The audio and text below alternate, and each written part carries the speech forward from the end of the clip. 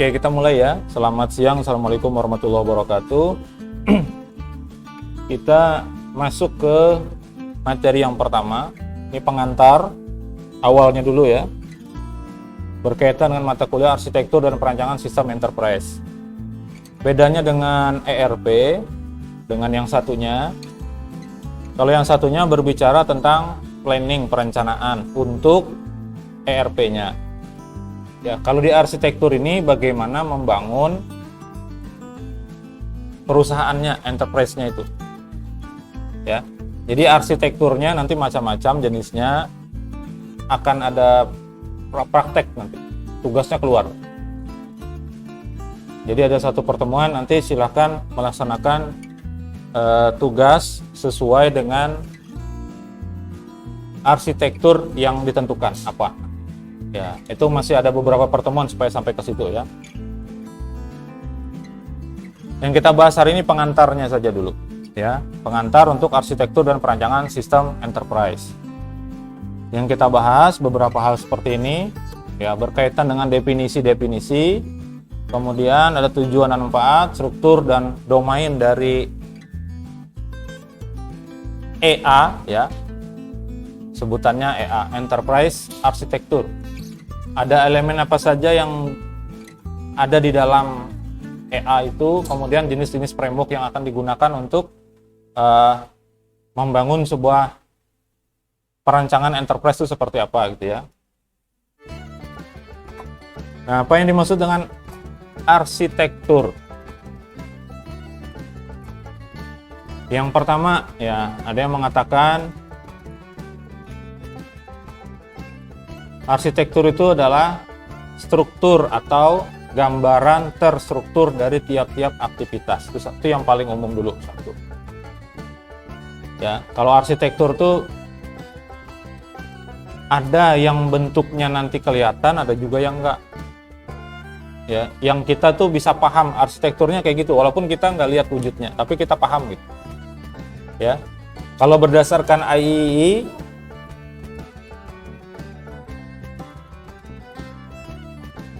yang dimaksud arsitektur adalah pengorganisasian yang fundamental, yang dasar ya, dari suatu sistem yang isinya lebih dari satu komponen pastinya. Kalau di ERP ya, di Enterprise Resource Planning itu yang ada di dalam itu terdiri dari macam-macam. Ada human resource ya, ada aset, ada keuangan, ada logistik, ada manufaktur, ada distribusi dan sebagainya. Itu komponen-komponen yang ada di dalam sistem enterprise ya.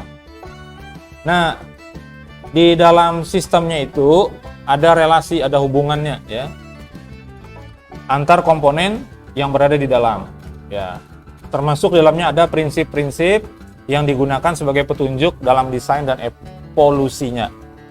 Di dalam arsitekturnya itu ada rule bisnis, ada proses bisnis di dalamnya. Ya, yang itu nanti yang akan menjadi dasar dalam sistem untuk dijalankan gitu ya.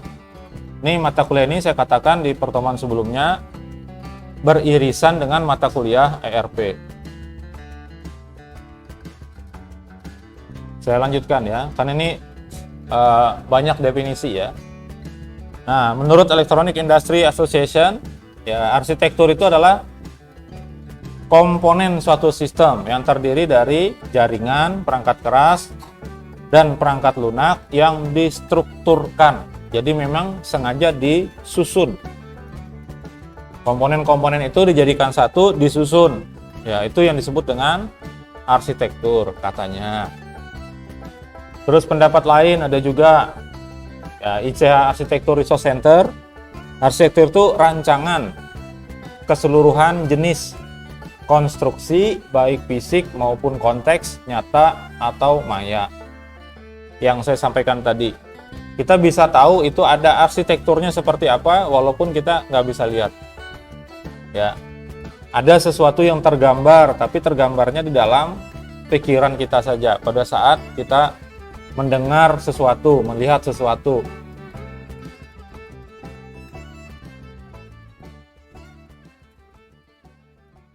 dicatat semuanya kah? Usah, kan suruh rangkum aja. Banyak nih soalnya ya. Arsitektur tadi, sekarang enterprise. Ya, enterprise, kalau bahasa umumnya enterprise itu organisasi atau perusahaan, gitu ya. Nah, kalau menurut Spiwak, ya, enterprise itu organisasi atau badan lintas organisasi yang mendukung lingkup bisnis dan misi yang telah ditetapkan. Jadi ada punya tujuan. Ya, ini sama dengan pengertian dari organisasi juga. Organisasi itu kumpulan orang yang mereka itu bekerja untuk tujuan yang sudah ditentukan. Seperti itu ya. Itu enterprise juga sama. Perusahaan kalau nggak ada tujuannya, mau ngapain dia?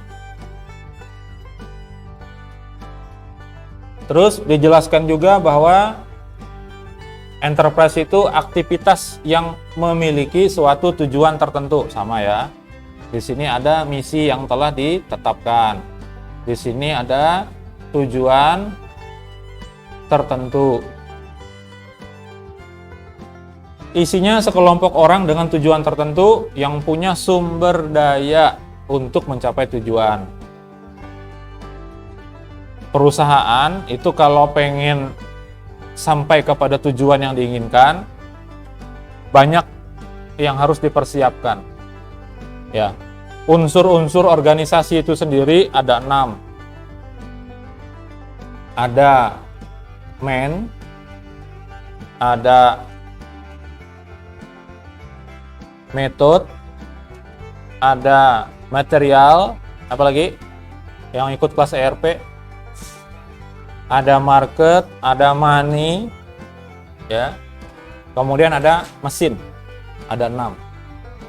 Ya, unsur dari sebuah organisasi atau sumber dayanya ada orang, ada uang, ada cara atau proses, kemudian ada material, bahan baku, ada mesin, dan ada pasarnya. Itu sumber daya dari sebuah organisasi atau enterprise atau perusahaan ya. Kalau mereka tidak punya sumber daya itu, bagaimana dia bisa mencapai tujuan? Nggak bisa. Itu yang penting dulu sebagai dasarnya ya. Berangkatnya duduknya itu dari situ dulu kalau mau memahami nanti bagaimana membangun sebuah perusahaan. Ya. Karena nanti ada arsitekturnya tersendiri, caranya juga ada sesuai dengan teori. Dan teorinya lebih dari 1. Ya, pengertian selanjutnya ya. Kumpulan organisasi. Ini lebih dari 1 organisasinya. Kalau tadi orangnya lebih dari 1, ngumpul di organisasi. Kalau lebih dari 1 organisasinya, sama tetap dikatakan enterprise juga. Jadi perusahaan yang lebih besar. Kalau kita analogikan itu seperti sebuah departemen keuangan, ada departemen pemasaran. Itu organisasi kecil sendiri-sendiri, tapi jadi 1 sehingga jadi sebuah organisasi yang lebih besar kayak gitu. Bisa juga pengertian seperti itu ya. Nah, punya prinsip dan tujuan umum ya. Atau suatu garis dasar. Ini yang jadi faktor utamanya, yang jadi tujuan utama, yang garis dasar ini ya. Semuanya berkumpul menjadi 1 di situ melaksanakan proses. Selalu ke sini larinya. Tujuan tertentu. Kalau tidak ada tujuannya, ngapain bikin organisasi? Nah, pertanyaan saya, kelas ini nih punya organisasi nggak? Kelasnya. Pengurus kelasnya ada nggak? Ketua, wakilnya nggak ada? Ada komtinya aja.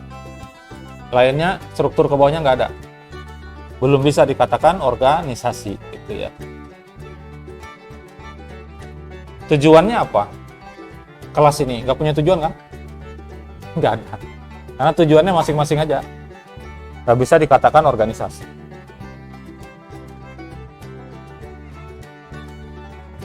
Ini sudah tadi. Ya. Nah, sekarang gabungan dari keduanya. Arsitektur enterprise. Atau disingkatnya EA. Nah, mata kuliah ini kita singkat aja dengan EAP.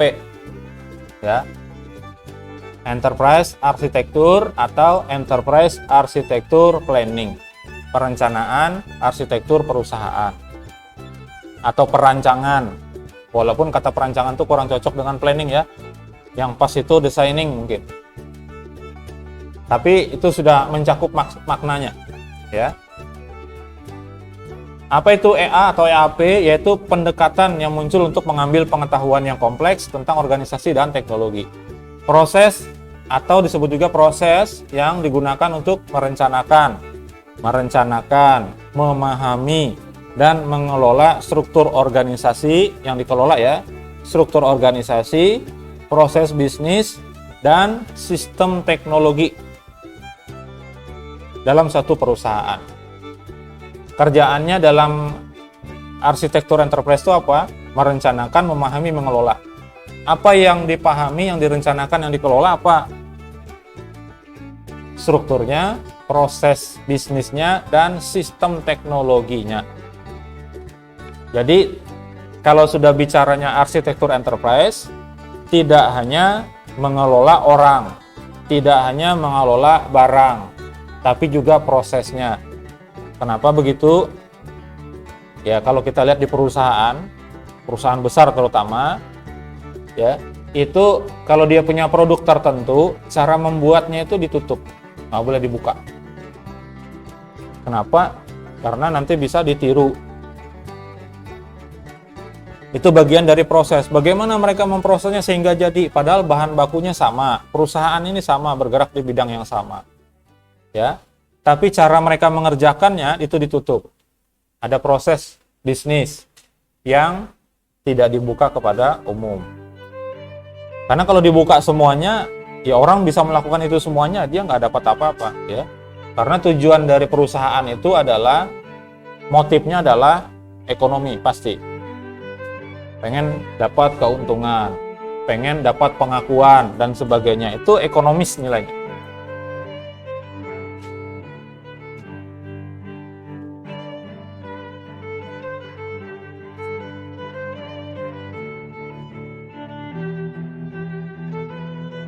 Ini sebentar aja, paling setengah jam lagi habis. Mendung juga ini. Mendung apa asap sih? Dua-duanya. Oke. Nah, fungsinya enterprise itu buat apa? Secara umum ya, sebagai jembatan. Jembatan antara apa? Antara strategi, langkah, cara yang ingin dilakukan oleh perusahaan untuk dieksekusi. Jadi jembatannya melalui enterprise arsitektur.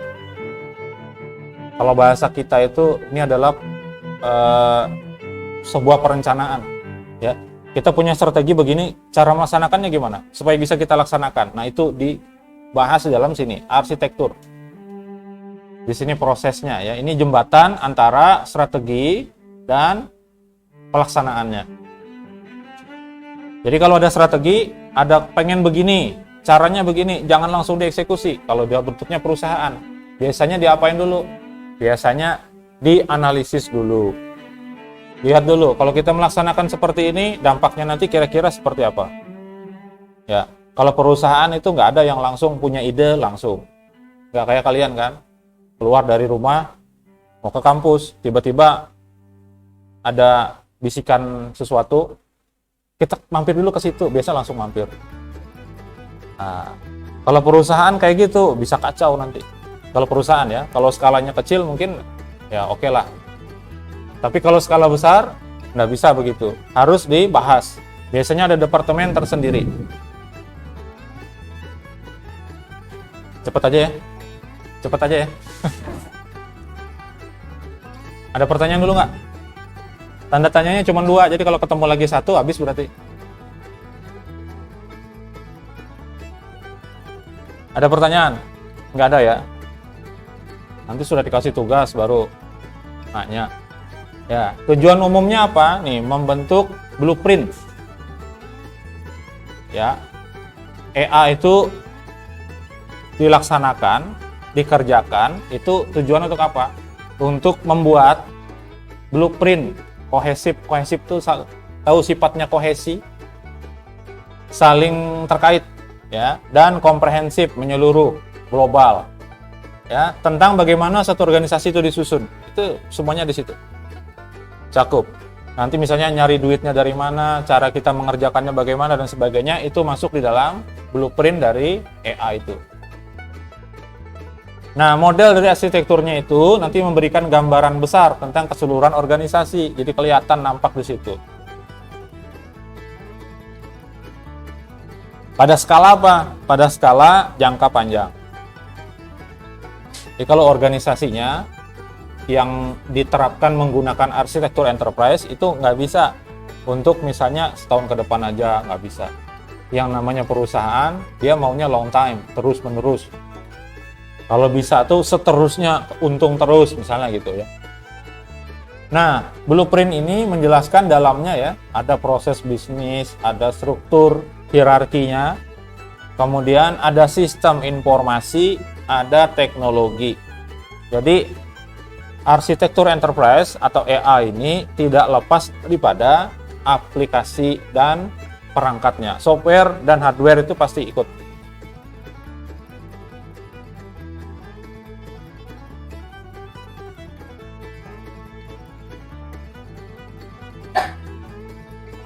Lanjut ya.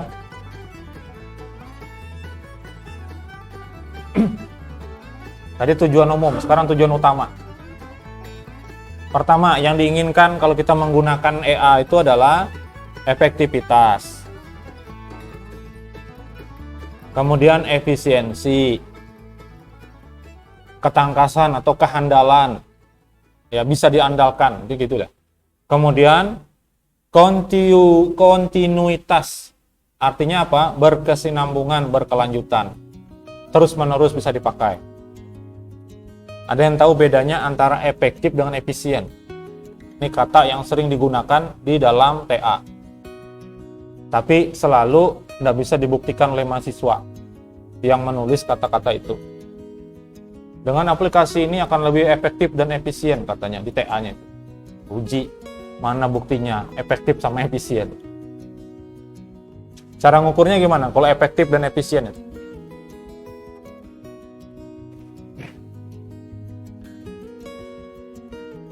Kalau dicontohkan bisa nggak? Kalau misalnya mengerjakan sesuatu, kalah suara saya, ya. Kalau mengerjakan sesuatu, biasanya waktu mengerjakannya 10 menit. Ya. Habis itu, bisa dikerjakan dengan hanya 7 menit. Itu disebut efektif atau efisien?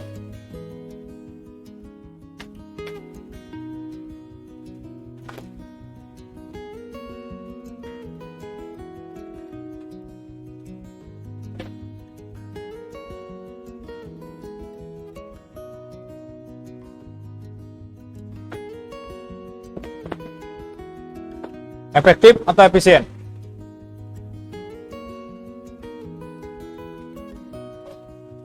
Hah? Efisien, efektif? Efektif. Lagi ya.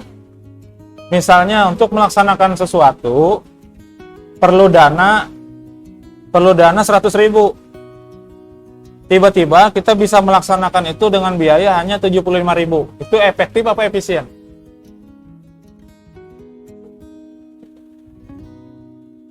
Gimana? Apa Pak? Yang nggak dengar di situ. Efektif apa efisien? Efisien atau efektif?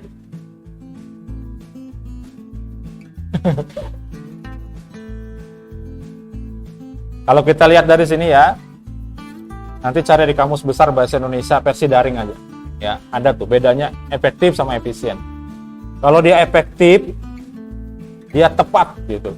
Misalnya solusi ini kalau dipakai ya tepat, tidak menimbulkan masalah lagi. Nah, gitu. Itu efektif namanya. Tepat guna, tepat sasaran, itu efektif. Kalau efisien itu ada unsur penghematan. Artinya apa? Bisa ditekan. Entah dari sisi waktu bisa ditekan, entah dari sisi biaya bisa ditekan. Hasilnya tetap sama. Berarti masuk kategori efisien. Gitu ya. Termasuk jadi efisien tuh kayak gini. Nah, kemampuan menggunakan kembali sumber daya. Jadi sumber dayanya satu misalnya, tapi bisa dipakai untuk beberapa pekerjaan, kayak gitu. Bisa menghilangkan redundansi itu double-double, ya. Kalau efektif tadi jelas, alur kerjanya akurat, tepat, gitu ya. Dalam pemrograman sama, kalian sudah dapat ini. Pemrograman berorientasi objek sudah dapat kan? Ya. Web juga sudah tahun kemarin. Ya kan? Yang PBO semester kemarin. Oke. Apa bedanya antara belajar web biasa dengan pakai OOP, PBO? Nggak tahu Pak, sama-sama pusing. Bedanya apa? Konsep yang bisa diambil dari keduanya itu apa?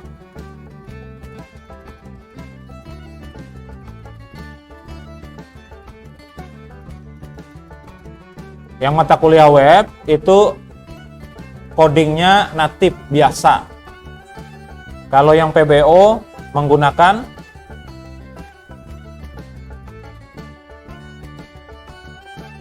model pengembangan aplikasinya itu menggunakan objek. Objeknya bentuknya apa? Ciri-ciri. Ada apa saja di situ? Waktu ngoding itu ada bikin apa? Yang OOP.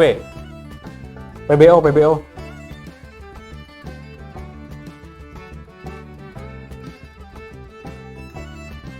Lupa atau memang dilupakan? Hah? PBO itu semester 6 kepakai lagi. Di mata kuliah framework. Pemrograman framework itu dasarnya adalah PBO. Karena semuanya OOP itu. Aduh, nyesel saya Pak, nggak serius. Penyesalan datangnya belakangan. Kalau di depan namanya, kalau di awal namanya pendaftaran. Konsep yang bisa kita ambil, jadi memang sengaja di susunan struktur kurikulum mata kuliah kita di SI itu sudah di set. Semester 2 belajar database. Ya. Semester 3 sudah mulai masuk pemrograman web dinamisnya pakai PHP. Akses database juga, ya kan? Semester 4 masuk OOP, pakai PHP juga, ya kan? Ada apa di situ? Ada konsep objek, ada kelas, ada metode, ada properti, ya kan? Iya, pasti. Karena kelas satunya saya ngajar, yang kelas B, kelas A mungkin kalian ya. Nah. Semester 5 ini ada pemrograman mobile. Itu codingnya OOP juga. Apalagi yang berbasis Android, Java bahasanya, tapi cara nulisnya sama dengan PHP. Yang belakangnya harus ada titik koma dan sebagainya. Saya mau masuk ke sini tadi, menjelaskan penggunaan kembali sumber daya ini. Ya, gambarannya dengan pemrograman. Semester 6 ada mata kuliah pemrograman framework. Itu dasarnya OOP lagi. PHP juga.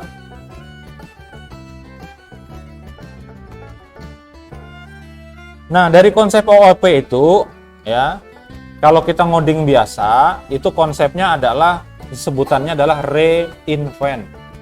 Jadi kalau kita misalnya buat menyimpan, kode untuk menyimpan data, itu kita ketik untuk tabel mahasiswa, kode nyimpannya ini. Untuk nyimpan tabel mata kuliah, kodenya ini, sendiri-sendiri. Ya. Tapi kalau dengan konsep objek, bisa kita rubah. Kode buat nyimpan satu aja, tapi bisa untuk data mahasiswa dipakai, bisa untuk data mata kuliah, bisa untuk data dosen, data KRS, data sebagainya. Bisa kita pakai satu kode aja. Nah, itu disebut dengan konsepnya adalah reuse, menggunakan kembali. Jadi nggak perlu ketik kode banyak. Ya, untuk menyimpan, kalau ada tabel 10, pakai cara biasa ya 10 kode simpannya. Dengan cara luar biasa, tabel 10, cara nyimpannya cuma satu. Jadi kode cuma satu, tapi bisa dipakai oleh lain-lain tabel. Jumlahnya 10, 100 tabel, bisa pakai yang itu juga sama. Nah, itu yang dimaksud dengan konsep reuse, digunakan kembali. Nah, kalau menggunakan kembali pasti efisien. Kenapa? Kita nggak perlu ngetik kode panjang-panjang. ya. Dan enterprise, sistem enterprise itu berkaitan dengan software dan juga hardware. Nah, seperti itu ya. Handal. Nih, ketangkasan itu maksudnya handal. Ya. Dapat menilai risiko teknologi kalau dia sudah jadi ya. Dan seterusnya itu. Kemudian ini berkelanjutan, bisa dipertahankan operasi bisnisnya. Ini adalah tujuan utama dari arsitektur enterprise. Ini di rekamannya saya kayak orang teriak-teriak ngajar. Manfaatnya apa? Manfaatnya kita menggunakan EA. Ini kita kalau ngomong kita sekarang pada saat kita jadi mahasiswa nggak bisa nih ngawang-ngawang aja nih, ya belajar arsitektur enterprise, belajar ERP itu tuh ngawang-ngawang aja. Kenapa? Karena kita tidak menjalani langsung. Tapi kalau nanti sudah lulus, baru tahu. Ya. Baru tahu seperti ini ternyata yang dimaksud dengan arsitektur perusahaan. Cara untuk mengelola perusahaan ada modelnya gitu ya. Yang pertama untuk ini manfaatnya ya, untuk mengefisiensi operasionalnya tuh diefisiensi kayak tadi. Bisa nggak dengan target yang sama biayanya lebih murah? Harusnya bisa. Kemudian waktunya lebih cepat, bisa nggak? Harus bisa. Ya, itu manfaat dari EA. Kemudian prosesnya jadi lebih efektif, langsung tepat ke sasarannya. Terus bisa menciptakan peluang dari EA itu. Kenapa? Nah, gini. Kalau tadi bisa efektif dan efisien, ya, satu kegiatan misalnya normalnya 100.000, ya, biayanya. 100.000 itu dengan waktu 1 jam. Kita mengerjakan sesuatu harus mengeluarkan biaya, perusahaannya mengeluarkan biaya 100.000 dan dikerjakannya dalam waktu 1 jam. Setelah disusun, di restrukturisasi kembali, ya, dengan menerapkan framework yang ada di EA, ya, ternyata bisa dikerjakan. Pekerjaan tadi dikerjakan dengan biaya hanya 75.000, waktunya hanya setengah jam. Nah, berarti waktunya hemat setengah jam, uangnya hemat 25.000. Kan gitu ya. Nah, di sini tercipta peluang. Di sini opportunity itu peluang. Ya. Peluangnya apa? Kalau sehari bisa bekerjanya hanya 10 jam, ya, berarti bisa menghasilkan 10 produk. Karena satu produknya 1 jam. Sekarang kalau hanya setengah jam, berarti produk yang dihasilkan dalam kurun waktu 10 jam berapa? Berapa? Ah, jangan nganga-nganga. Ya nggak terlalu kedengaran, nanti pindah ke sebelah sini semua. Nanti. Ya, sehari kerja 10 jam tadi perusahaannya beroperasi. Satu produk dihasilkan dalam waktu 1 jam. Berarti produknya kalau 10 jam dapatnya 10. Setelah restrukturisasi menggunakan EA, akhirnya ternyata bisa dikerjakan satu produk itu hanya setengah jam. Berarti ini efisien dan efektif sekaligus. Kenapa? Karena bisa menghasilkan seperti itu. Berarti kalau dia kerja selama 10 jam dapat barang berapa? 20. Ini opportunity namanya, peluang. Ada kesempatan dia untuk mensuplai barang lebih banyak dan sebagainya. Terus biayanya lebih murah. Tadi 1 jamnya 75.000 aja, nggak 100.000 lagi. Berarti 10 jam menghabiskan biaya berapa? Dalam waktu 10 jam dia bisa menghabiskan biaya berapa? Kan 1 jam tadi 100.000. Satu produk 1 jam 100.000.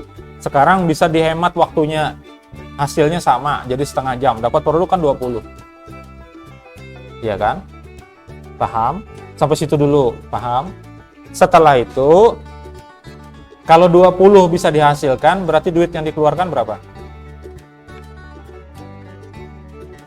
1 1 jamnya itu uangnya jadi 75.000 aja.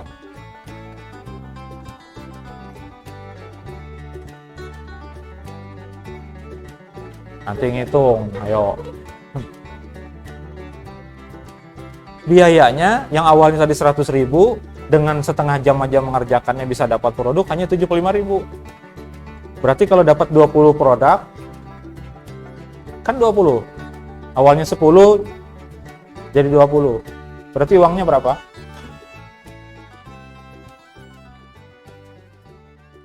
Hah? 750. Iya. Iya. Bukan. Tadi kaitannya bikin remote. Bikin remote ini akan jadi per jamnya itu 1. Biaya yang dikeluarkan 100.000. Kerjanya sehari 10 jam. Berarti dapat berapa? Remote-nya dapat berapa? Dapat 10. Uang yang dikeluarkan 1 juta, ya kan? Oke, sampai sini dulu. Nanti bingung pada. Sudah. Habis itu, setelah dioperasikan dengan EA, bukan AI, EA, Enterprise Architecture, ya, diolah sedemikian rupa, direncanakan, akhirnya ketemu. Ini remote bisa dikerjakan hanya dalam waktu setengah jam. Ternyata setelah dimasukkan ke dalam sistem, diefisiensi sebagainya, itu ketemunya hanya setengah jam.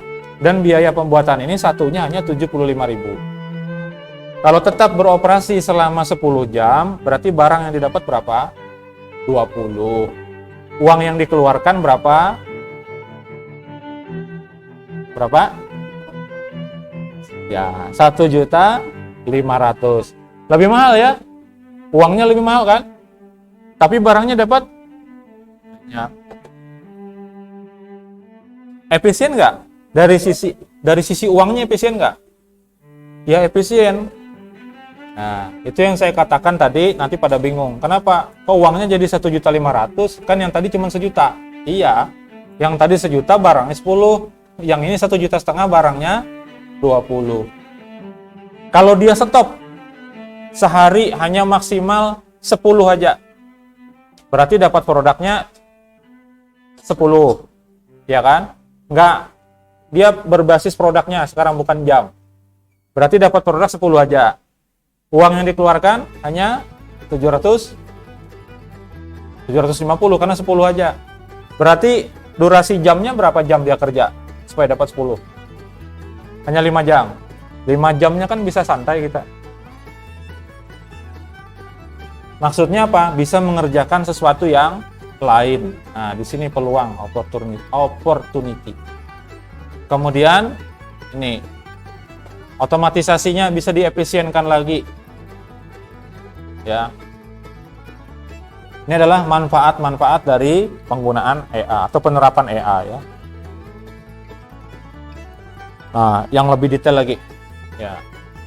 Kalau menggunakan EA ini bisa menyelaraskan, menyesuaikan strategi teknologi informasi dengan tujuan bisnis. Tujuan bisnisnya apa? Kemudian dimanfaatkan teknologi dan informasi itu untuk mencapai tujuan. Kemudian bisa juga nanti untuk menilai investasi teknologi. Lalu bisa ada peningkatan keamanan siber. Mungkin nanti perlu kita masukkan materi keamanan ya, sedikit lah.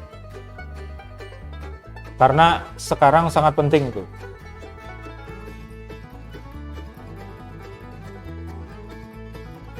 Kalau tanpa arsitektur, artinya tanpa teori lah ketika kita membangun sebuah perusahaan. Itu kadang-kadang sesuatu yang kecil tidak terpikirkan padahal itu penting. Salah satunya adalah keamanan cyber. Ya, kalau kalian ini, saya nggak tahu lah. HP-nya dikunci apa enggak? Ada yang enggak? Ada. Itu menyerahkan diri ke orang lain namanya. Ya. Ya nantilah sedikit kita bahas tentang itu ya.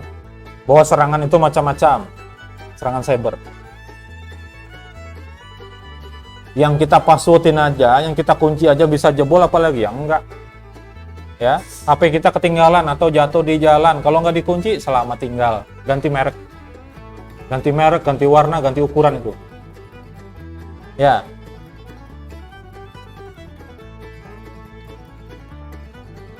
Ya, memang lemahnya kesadaran itu yang jadi faktor utama sebetulnya ya.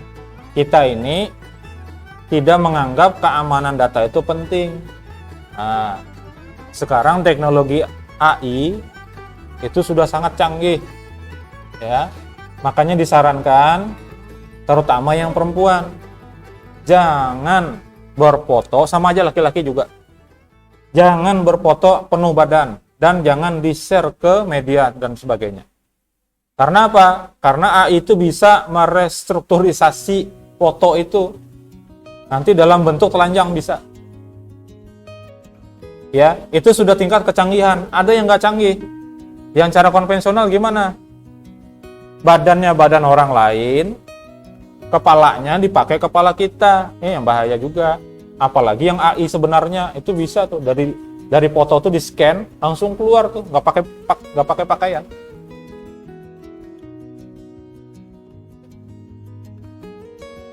Makanya saya selalu wanti-wanti ingat, stop aja bikin WA, bikin story WA, story IG, Facebook di mana yang menunjukkan kita tuh sedang ada di mana dan sebagainya, itu stop aja sudah. Kenapa? Salah satunya itu tadi. Apalagi full body, Was. Ya, walaupun bukan tubuh kita gitu. Tapi kalau diganti orang malu juga tetap. Sama aja, laki-laki juga sama gitu. Ya. Terus jangan biasakan foto depan rumah. Apalagi kena di nomor rumah misalnya, itu langsung bisa didatangin orang nanti. Ya. Dipakai untuk kejahatan bisa. Belajar keamanan sistem sudah? Belum? Mata kuliah keamanan. Semester berapa itu ya? 6 ya? Semester 4? Tuh. Keamanan sistem atau sistem keamanan? Yang ada itu kriptografi segala itu. Ada dijelaskan tentang itu. Tentang keamanan maksudnya, bukan yang mengubah kalimat I love you menjadi lain gitu. Ya. Kalau mau menyatakan cinta, nyatakan aja. Nggak usah pakai kriptografi, nggak paham. Ya, langsung aja ya. Ini pakai segala kode Kaisar, yang substitusi angkanya hurufnya digeser 2. Yang nggak paham dia, apaan sih ini?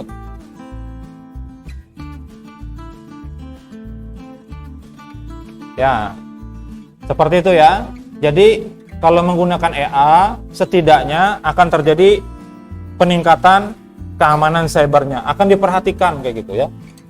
Kelemahan terbesar itu di kitanya yang nggak mengamankan diri.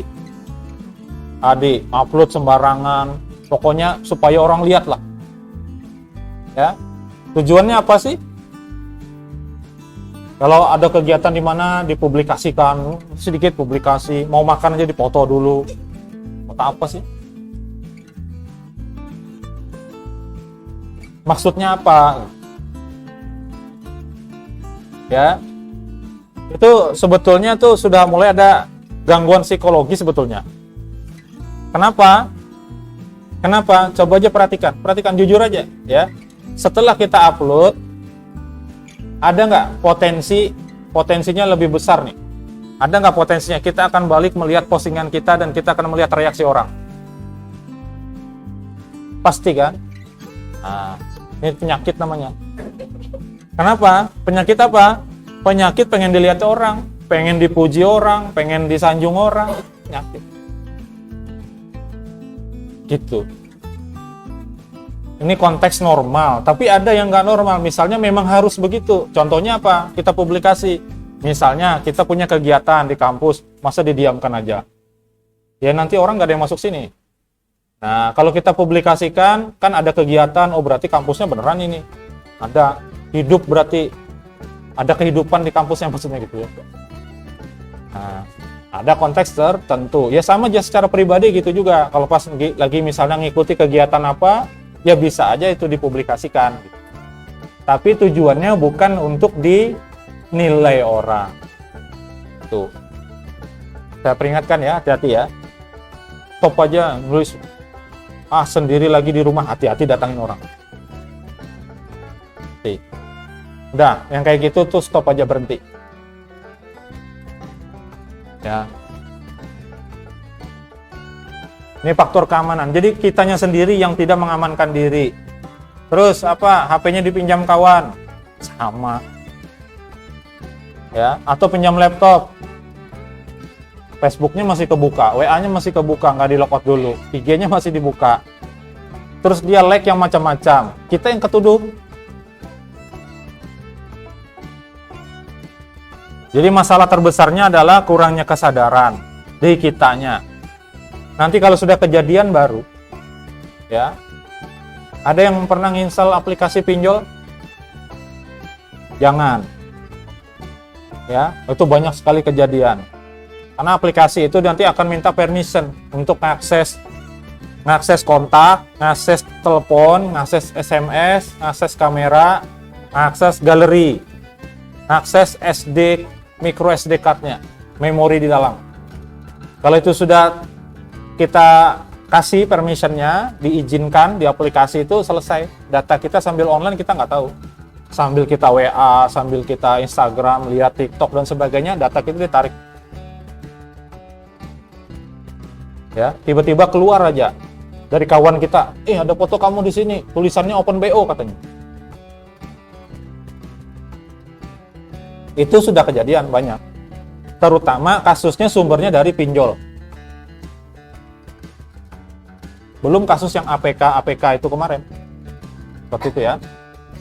Nah, memanfaat dengan AI ini juga manfaatnya adalah terjadi peningkatan strategi bisnis karena lebih mudah tuh diprosesnya. Ya.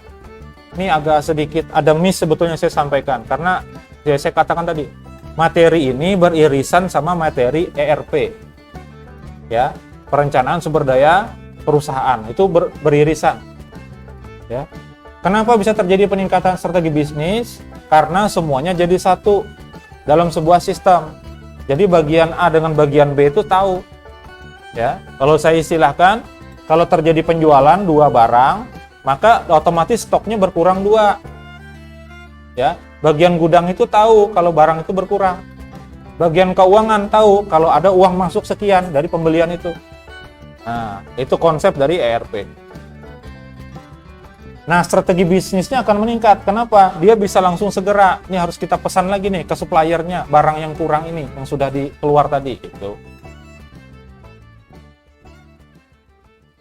Ya, terjadi peningkatan proyek dan inisiatif.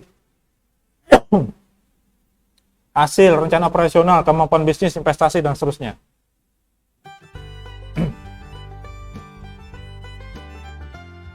Kemudian bisa juga untuk menilai objek atau data dari arsitektur itu dari sudut pandang yang berbeda. Kenapa? Karena semuanya jadi satu di dalam situ. Contoh ERP itu adalah smart. Smart itu kalau mahasiswa ngisi KRS, orang prodi tahu si A ngisi KRS. Ini mata kuliah yang diambil, SKS-nya berapa tuh tahu. Ya. Nanti bagian akademik juga tahu. Mahasiswa ini ngambil mata kuliah apa aja tahu. Karena apa? Karena mereka yang entry nilai nanti. Nah, kayak gitu. Itu enaknya kalau pakai enterprise system yang terhubung semuanya. Nanti kalau bikin TA, nggak usah lah mikir-mikir bikin enterprise. Bisa 2 tahun baru selesai. Ya. Tapi setidaknya bisa secara teoretisnya. Teoretisnya itu gimana? Menggunakan metode dalam pengembangan arsitekturnya ini, enterprise ini bisa dipakai. Ya.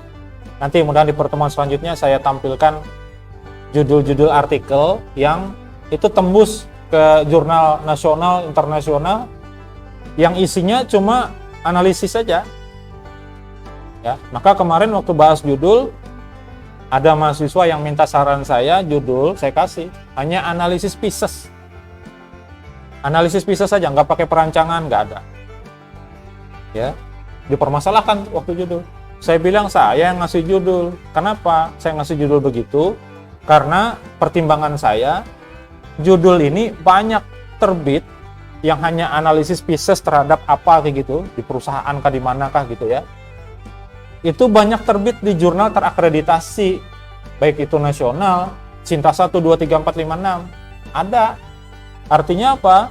Artinya sah aja sebagai penelitian. Kemarin dibahas itu terlalu kecil katanya. Loh, ini terbit loh di jurnal nasional terindeks. Yang ngoreksi kalau jurnal internasional, jurnal nasional itu bukan kaleng-kaleng. Ya, makanya ada di perguruan tinggi alumni kita dulu dia nyambung S2 di Jawa, jurusan prodi-nya digital forensik. Jadi kalau syarat S2 sama kayak saya S2 kemarin, sebelum sidang itu minimal harus ada menerbitkan jurnal, setidaknya sampai tahap mengirim artikel.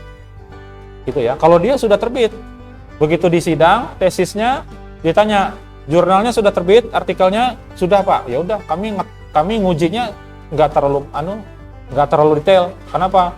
Karena yang memeriksa artikel ini di sana orangnya levelnya tinggi-tinggi, bisa profesor, bisa doktor.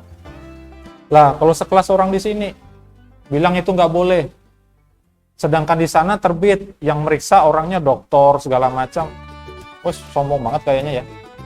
Yang di sini maksudnya, orang di sana dokter nerima aja, sini nggak nerima, wah. Ya udahlah. Nah, manfaatnya lagi dengan penggunaan EA bisa merencanakan perubahan dalam strategi bisnis dan peta jalan teknologi informasinya. Jadi kapan harus kita ngupdate perangkat, ya, kapan harus ngupdate software, itu bisa diketahui lewat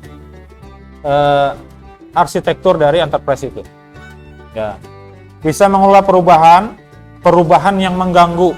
Jadi kalau ada dari perjalanan bisnisnya itu ada sesuatu yang mengganggu, ada perubahan dari arah yang seharusnya, ada prosesnya. Nah, itu bisa cepat diketahui.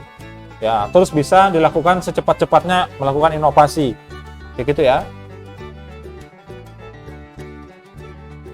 Memberikan layanan bisnis dengan biaya lebih rendah, kualitas lebih tinggi, kecepatan lebih tinggi juga. Yang saya sampaikan tadi contoh, yang 1 jam, itu tadi ya. Manfaat dari arsitektur. Kalau ada yang ditanyakan aja. Ya, nggak usah nunggu tanda tanya. Ini gambarannya, arsitektur itu ada 4 layer. Layer itu apa ya? Lapisan. Ya, kayak gitu ya. Yang paling bawah teknologi, kemudian aplikasi, ada data sama bisnis. Maksudnya proses yang di atas yang pertama ya, seperti ini. Itu gambarannya. Nah, di sini ada macam-macam lagi. Ini kita bahas di selanjutnya ya. Nah, 4 domain ini, 4 layer ini. Yang pertama dilihat dari sisi teknologi. Ini berkaitan dengan semua alat ya, server. Kemudian kalau ada berbasis dedicated, itu berarti di kita servernya, ada juga yang cloud, taruh di tempat orang ya. Kemudian jaringan, terus yang bisa memfungsikan aplikasi dan pengolahan data. Ya, itu di bagian bawah. Kemudian ada dari sisi perspektif sudut pandang informasi ya, atau data. Ada server penyimpanan data. Yang data itu bisa dibaca kembali atau diupdate sewaktu-waktu sesuai dengan kebutuhan. Aplikasi ya. Ini sistem yang secara keseluruhan terintegrasi. Awal mulanya hanya bagian keuangan, ngurusi keuangan, akuntansi sendiri, ya, penjualan sendiri, pemasarannya sendiri dan seterusnya, itu digabung jadi satu, sehingga terlaksana sistem yang komprehensif. Jadi kalau laporan, pimpinannya pengen laporan penjualan, dia nggak perlu minta ke bagian penjualan. Dia cukup buka aplikasi sistem ini, dia sudah bisa lihat. Karena semua data terintegrasi ke situ. Yang bagian pemesanan barang, yang di bagian material, ya, dia hanya ngecek sistem juga, barang mana yang sudah banyak keluar. Kita perlu sediakan barangnya untuk menutup yang kurang itu, seperti itu. Nggak perlu lagi nanya, ya. Terus yang bagian keuangannya juga, kalau bagian gudang ini sudah pesan barang, dia sudah tahu angka yang harus dikeluarkan, duitnya berapa, kayak gitu. Kira-kira kalau bikin sistem kayak gitu, 1 semester selesai nggak? Oh, bilang.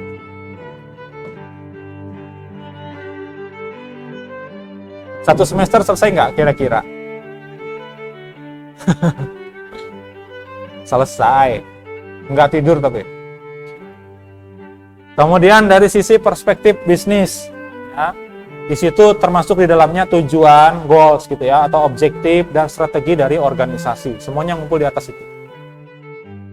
Jadi 4 itu, pertama teknologinya, kemudian data, aplikasi, dan bisnis. Atau proses bisnis, ide-ide bisnis. Lanjut ya.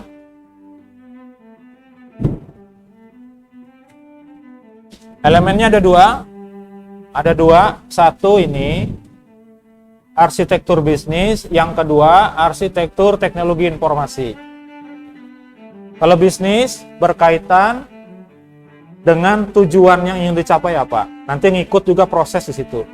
Kalau IT terbagi 2 lagi, yaitu sistem informasi, bagiannya kita, ya, dan arsitektur teknologi, yaitu apa, perangkat keras, jaringan, dan sebagainya, gitu. Nah, yang di bagian sistem informasi ini, bagian kita ini, harus bisa menjamin bagaimana sistem informasi itu bisa mendukung pencapaian atau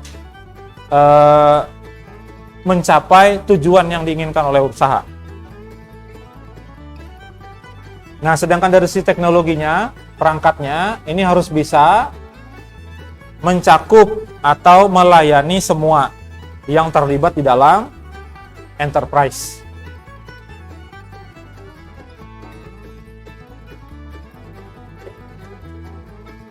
Belum 1 jam nih. Aduh, 1,5 jam lagi. Baru 1 jam.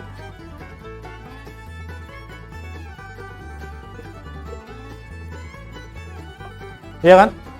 Belum 1 jam. Orang tadi saya mulainya jam 1 lewat berapa gitu, 10-an kayaknya.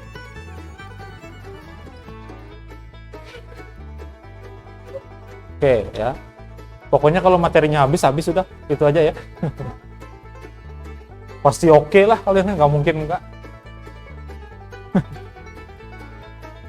Cuacanya kayak gini juga. Oke.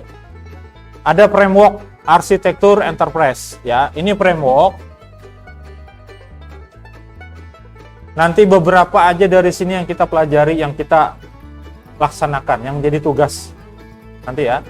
Ada yang namanya Federal Enterprise Architecture Framework. Ada Zachman Framework. Ini metodenya beda-beda, tahapnya beda-beda. Ada yang sampai 9 tahap, ada yang hanya 6. Ya, beda-beda. Ada lagi The Open Group Architecture Framework atau TOGAF. Nah, versi barunya adalah TOGAF ADM. Nanti kita pelajari. Terus ada EAP, ya, Enterprise Architecture Planning. Lalu ada Gartner, ada TAPSA, ada 4+1 model gitu ya. 4+1 bahasa Inggrisnya gimana nyebutnya? 4+1 bahasa Inggrisnya apa? 4+1. Saya nggak tahu sebutan yang benar gimana ya. Tapi 4+1 paling gampang kita nyebutnya 5. Ada lagi yang menggunakan arsitektur enterprise tapi menggunakan UML. UML sudah dapat kan? Bisa. Ya. Membuat dokumen arsitektur untuk sebuah perusahaan menggunakan UML bisa. Dan lain-lain, banyak lagi. Ada pertanyaan nggak? Ya. Apa? biasanya setelah ini selesai, langsung saya upload. Biasanya. Tapi, tapi saya pikir-pikir dulu ya. Tadi itu rencananya sih besok pagi.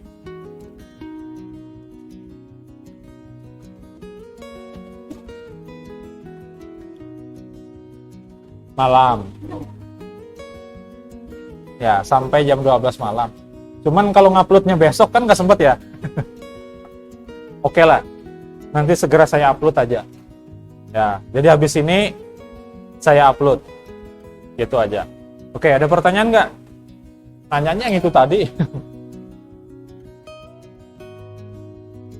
Ada pertanyaan dulu di pengantar ini? Nggak ada. Kontrak kuliahnya nanti aja ya. Saya sibuk masih. Kalau tidak ada, jangan lupa ya. Maka tadi ada, nanti ada muncul lagi. Maka ada di covernya tadi, di thumbnail YouTube-nya tadi. Ya, jangan lupa ya. Oke. Itu nggak ada hubungannya sama nilai ya, sama sekali nggak ada. Itu hanya dokumentasi saya supaya kalian mudah juga kalau mau mengulang kayak gitu. Dan nggak usah bilang-bilang saya sudah ini Pak, sudah share, nggak usah. Karena di saya juga nggak ada pemberitahuan yang subscribe siapa. Jadi saya nggak tahu. Oke, jangan lupa ya. Oke, saya kira cukup aja kalau tidak ada pertanyaan. Saya ucapkan terima kasih atas perhatian semuanya. Mohon maaf kalau ada kesalahan dan kekurangan. Saya ingatkan kembali waktu kita fleksibel gitu ya. Saya tutup. Selamat siang. Assalamualaikum warahmatullahi wabarakatuh.